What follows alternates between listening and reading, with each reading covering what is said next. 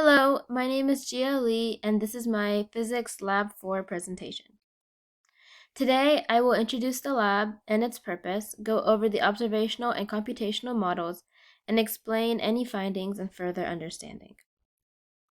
The purpose of this lab is to observe the motion of a spring mass system where the mass oscillates on a spring while moving in an arc back and forth. To do so with a given experiment, I will track the position of the mass over time. Then I will model the experiment through code and compare the graphs. Firstly, here are some fundamental physics principles for this lab. Newton's second law that states change in momentum over time is equal to F net. This can then be used to derive the velocity and position update formulas. Finally, we also need to know the simple harmonic motion equation, which states that T equals 2 pi times the square root of m over k.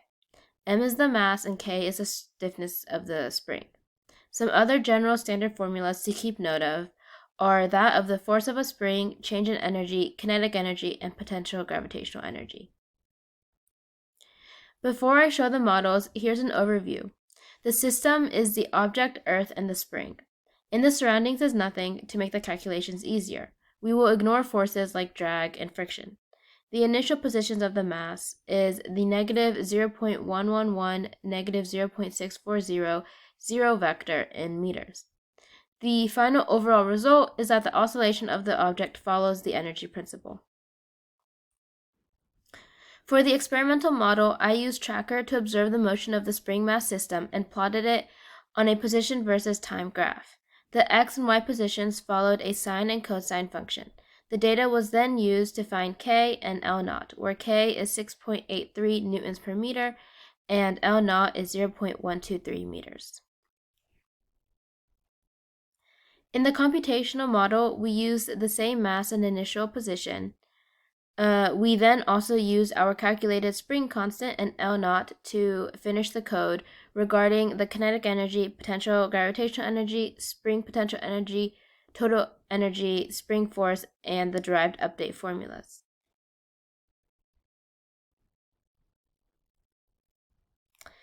As for our results, the orange line represents delta E, which remains 0.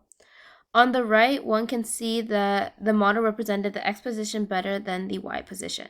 This could be due to the unaccounted forces like drag.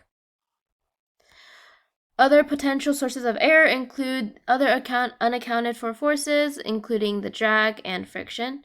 I also did not account for other energies like rotational, kinetic energy, and thermal energy.